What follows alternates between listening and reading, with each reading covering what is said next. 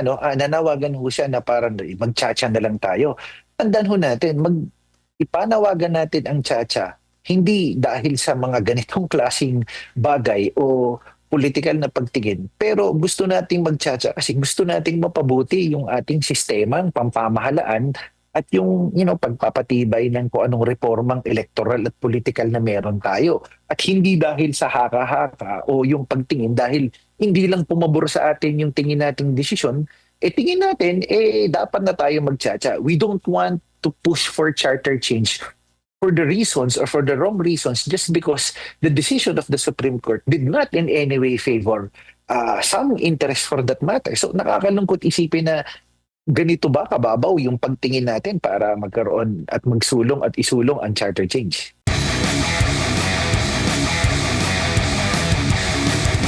Unahin muna nating pakialaman yung nangyari noong nakalipas na linggo kung saan muling pinagtibay po ng Supreme Court. 13-0, unanimous po. Walang nagbago ang isip.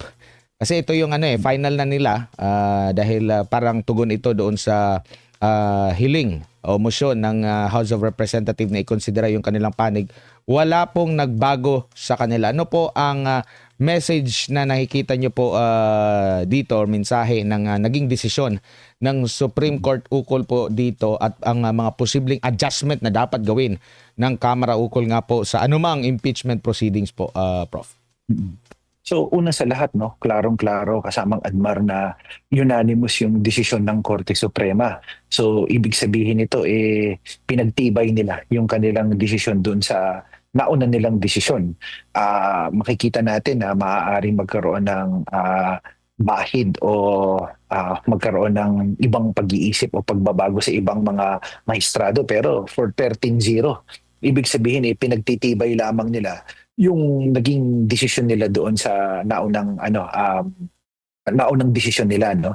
Ikalawa, yung paraan ng kung papaano nila ito, yung mensahe nito ay tingin ko yung desisyon na to ay binibigyan ng pagtingin na kung saan yung usapin ng proseso sa paraan ng kung papaano i-impeach ang isang opisyal. So nagiging tradisyon o nagiging by practice yung sa mga nakalipas na panahon. Ito nagbigay ng desisyon ang Korte Suprema na nagbigay sila ng mga possible approaches and approaches na naaayon dapat kung papaano mag-impeach ang isang opisyal at hindi by virtue ng yung nakagisnang kultura o tradisyon sa Kamara, kasamang Edmar. Opo. Now, ngayon, sinasabi nga nilang unconstitutional, hindi sumunod no, sa tamang proseso yung ginawa ng Kongreso na lang sa kabuuan kasi marami ding pumalag no, dyan po sa Senado rin. At kabilang na mismo yung Senate President na medyo parang ginawa niyang representative yung sarili niya kasi sinabi niya na nakakaawa daw para sa mga estudyante, constitutional law, pati daw yung mga professor, imposible na raw yung kumbaga parang nag-overreach daw yung Korte Suprema sa kanilang kapangyarihan, sinapawan na yung ibang branch ng gobyerno, tapos nabanggit pa niya na imposible na raw yung impeachment ngayon. Ano po masasabi niyo po ukol dyan? 13 po ito nga lahat ng mga maestrado po bumoto, nagkaisa yung kanilang desisyon po ukol dito, Prof. Una, for the sake of argument, kasamang Edmar, at sabihin natin meron tayong tinatawag na yung terminong judicial overreach. Ipagpalagay natin and for the sake of argument and we want to play devil's advocate, halimbawa na i-assume natin na meron ng judicial overreach. Pero ako ang pagtingin ko dito, ito ay mekanismo sa pagpapaalala din sa branch ng government ng lehislatura na teka, baka merong hindi tama doon sa proseso ng inyong ginagawang proseso ngayon sa pag-i-impeach ng isang opisyal, na kung saan itong desisyong ito nagsaserve siya basically bilang isang safety net, hindi ba, na mas iwasan natin na alam naman natin lahat na political yung process ng impeachment, pero to make it less political as possible as it can be.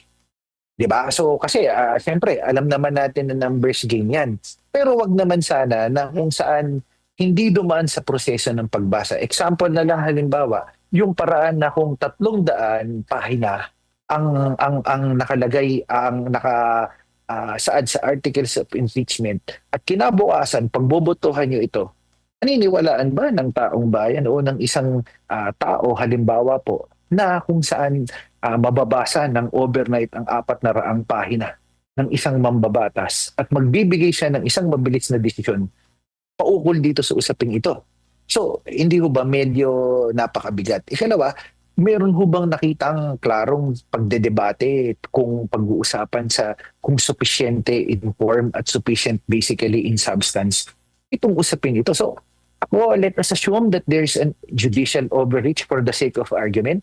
Pero tingin ko itong desisyong ito ay pagpapaalala in at the same time paggabay ng tamang mekanismo na kung saan ako ang pagtingin meron bang pag-abuso doon sa proseso na hindi nangangahulugan na bagamat isa kayong branch ng government na may sarili kayong rules and procedures that you can actually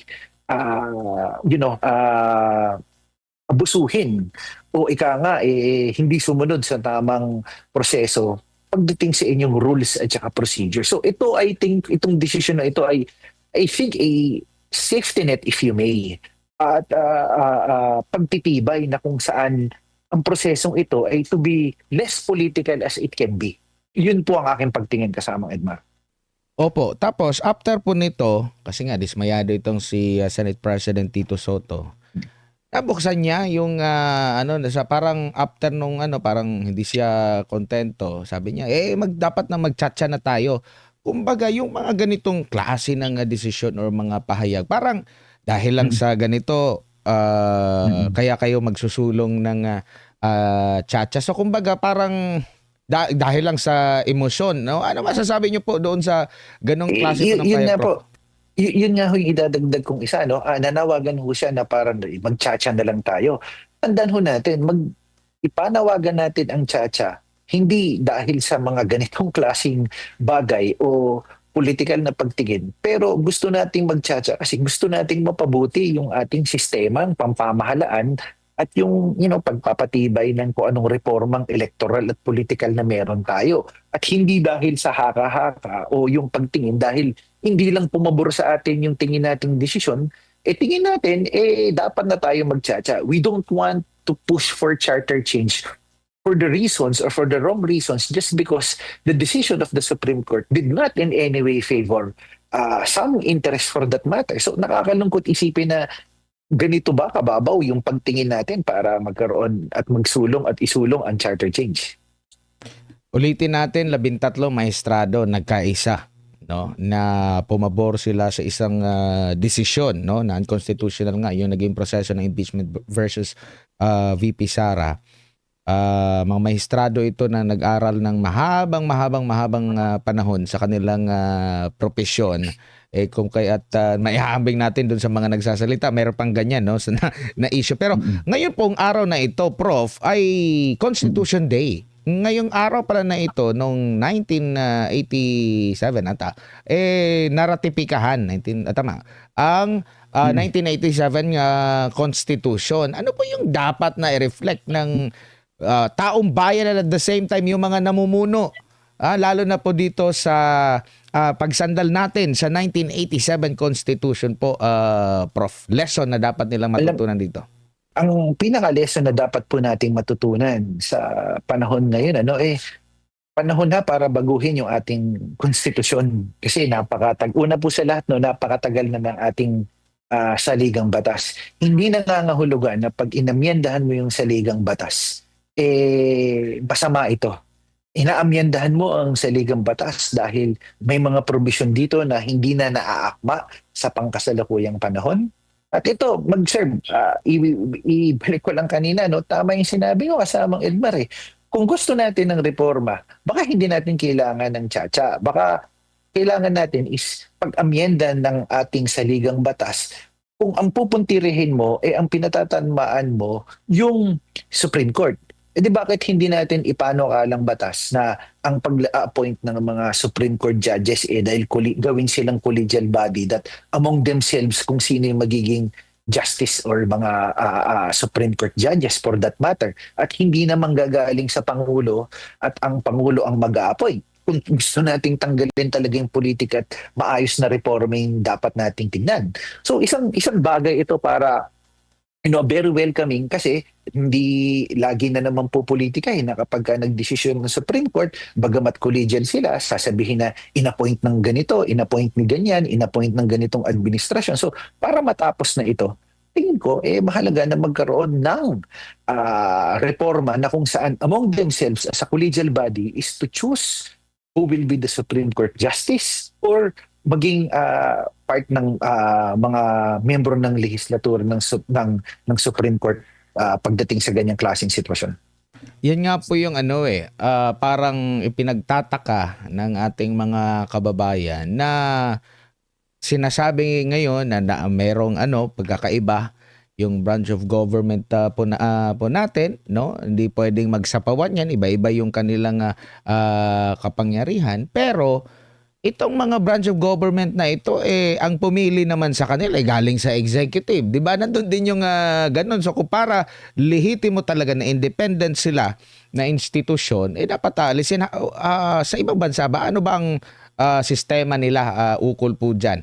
Lalo na sa mga mahalagang appointee, halimbawa sa ombudsman. Biruin mo, ang ombudsman, pipiliin din ng presidente rin na yan, no? Pero mahalaga ang trabaho ng ombudsman kasi yan yung nag-iimbestiga talaga sa mga tiwaling mga nasa gobyerno. Paano natin matitiyak yung pagiging independent yan?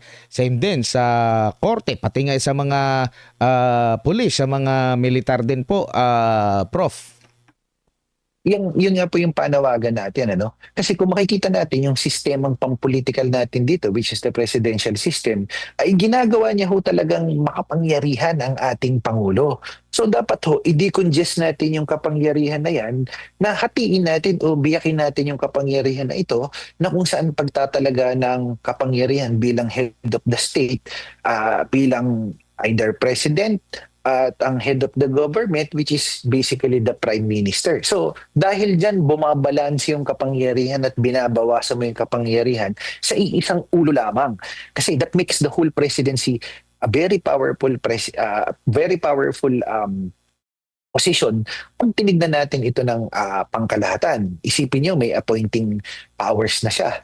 At isipin nyo yung dapat niyang fill up na posisyon at hindi lang yun, pati mga constitutional body. So hindi mo talaga mawawala at mai-insulate siya sa politika. Ngayon, kung gusto talaga natin ng reforma ng ganyan, i-decongest natin yung kapangyarihan ng Pangulo at gawin nating collegial yung paraan ng itong mga constitutional bodies na to and really insulating the Supreme Court or the judiciary branch from the powers of the executive branch of the government by non-appointment of their officials for that matter. Opo, dito naman tayo sa impeachment versus VP Sara Duterte. And at the same time, kanina tinalakay din ang impeachment complaints versus Pangulong Bongbong Marcos. Ano po yung basa niyo po dito? Magdadagdag na naman tayo ng issue na dapat pakatutukan. Hindi pa nga nare-resolba yung iba pa nating dapat natutukan na mas malaki yung nawala na sa pondo ng taong bayan. Pero sinasabi nila na dapat ding mapanagot itong dalawang personalidad na ito. Ano po ang take nyo rito po, Prof? Ay, yun yung nakakalungkot dito kasamang Edmar kasi wala pang tuldok yung isang issue. Ito, meron na namang panibago. Pero kasi ang rito walang bago doon sa akusasyon pagdating dito ay Vice President Sara. So ang tingin ko lang hangga't walang tuldok ito double whammy effect siya pagdating lalo doon sa ating politika at saka sa ating ekonomiya na patuloy na nawawalan ng trust and confidence yung ating mga investors at yung tawag dito, ibang bansa na gusto at nais na mamuhunan dito because of that political instability. So again, mas pinili yung politika kaysa dun sa kapakanan ng ating bansa pagdating dito na simple, tingin ko, yung mga forces, they are filing this impeachment simply because not for purposes really na talagang mapanagot si VP Sara, pero dahil siya yung lumalabas na top contender for 2028, it's really a demolition job not to allow any Duterte to rise basically for the presidency 2028. At lalo makikita natin ito hanggang sa susunod na mga panahon na yung clear alignment of forces and masyado nang magiging polarized basically ang ating bansa. Tandaan din natin pagdating sa sitwasyong ito, lahat ng anuman ito dahil wala naman ang ating ikalawang pangulo na pinanghahawakan na gabinete, hindi siya parte ng gabinete, lahat ng all other executive functions, anuman ang kritisismo dito, it's all within the responsibility of the executive branch, thus insulating the vice president in any other issue that confronts the country right now. Ang kinaharap lang naman ng ating pangalawang pangulo, hindi umanong paggastos niya ng confidential funds and so on basically and so forth, which kayang alam ko sa tamang pagkakataon at tamang proper venue pwedeng kayang sagutin at mabigyan ng pagkakataon na masagot ito ng ating ikalawang pangulo. But that doesn't change the fact na hindi lang yung impeachment yung usapin pagdating dun sa tiwala ng pamumuno ng ating bansa. All other things na meron tayo ngayon is basically the function of the executive branch. So it falls under the manner by which how the executive branch is actually performing. Opo, and dito naman po sa mga yung 'di ba may kasabihan na don't shoot the messenger. Ang nangyayari ngayon panay din po yung pagtutok ng administrasyon doon sa lagi nilang sinasabi na fake news. Fake news 'yan. Marami mga lumalabas na mga haka-haka, fake news 'yan. Na ngayon parang sinabi din ata ni dating legal counsel, Presidential Legal Counsel, Attorney Sal Panelo, na parang ang dapat ding sisihin kung bakit kumakalat yung mga fake news na yan ay mismo ang administrasyon, ang presidente, no, ang Office of the President. Kasi halimbawa na lamang po, 'di ba last time meron silang inamin na merong diverticulitis. Kasabay niyan meron ding kumalat na mga medical records mula daw sa St. Luke's Medical Center na di umano yun yung medical report nila, tapos pinasinungalingan naman nila. Tapos nandun na naman yung babala. Alam mo yung parang kagaya dati na kung sino yung sasabihin na lang magsasampa ng kaso, irereklamo yung mga nagpapakalat ng fake news. Kaya yung sinasabi na nila, sinasabihan nila na nagpapakalat ng fake news. So ano ang totoo? Maglabas kayo ng medical report. Pwede naman kayo maglabas ng medical report. Halimbawa, dito naman sa issue ng di mo na paggamit niya ng illegal na droga, matagal na rin panawagan, follicle drug test. Tapos meron pang pinaka-recent ngayon na naman ng mga video na lumalabas sa prof na nasa madilim. nasa madilim na sasabihin na naman, di ko alam kung bakit hindi sinasampahan ng kaso kasi may point din. Hinahamon pa nga nung naglabas na sampahan siya ng kaso para magkaalaman na kung maglatagan ng ebidensya. Pero ang nangyayari, parang kung sino yung mga nagbulgar, nagpakalat, yun yung pinipitik at parang ginigipit, like kagaya nila ni Congressman Kiko Barzaga. Ito yung napapansin ng taong bayan na maging si Congressman Leandro Liviste na nitong nakalipas na mga araw nasa ibang bansa. Ang sinasabi naman dahil daw sa hiling ng nasa administrasyon. Prof, anong basa niyo rito? Well, of course, separate issue yung kina Kong Libiste at saka kina Kong Barsaga, no? Pero yun yung sa ibang mga usapin, tingin ko kasi walang direct accountability. Kasi tandaan natin pag nagkakaroon ng statement, very general at ang sumasalag nito at ang kumukompronta dito si Yusek Claire. So ang ating pangulo talagang pag nag-water down na siya tsaka siya biglang magsasalita at saka niya babalikan yung usapin kung mapapansin natin. Pag yung tipong medyo lumamig niya, tsaka yung ating pangulo magsasalita o magbibigay ng komento. So doon nakikita at syempre na paghahambing din ng ating mga kababayan yung decisiveness and at the same time yung karakter na kung saan in terms of accountability ng pagdating ito na nasasalag at head on na kayang panindigan at sagutin ng kumpronta ng diretso ng ating Pangulo. So pwede nating sabihin kasi hindi ito talaga yung leadership style niya na hindi siya confrontational, silent worker siya. Pero bilang pakawari o pagtingin sa kulturang meron tayo sa Pilipinas, minsan iba na nakikita natin na talagang, alam mo, yung leader yung mismong kumaharap at kumukompronta ng mga issues na ibinabato sa kanya. So ito malaking factor din ito na nakakaapekto doon sa trust and approval rating ng kanyang administrasyon. Opo, dito po naman po pinakahuli na lamang po na topic, Prof, no, yung inilabas ngayon na video ni President Bongbong Marcos. Meron siyang pinag-uusapan doon na tungkol sa polisiya. At ibang mga bansa, mini-mention niya yung kahalagahan ng polisiya.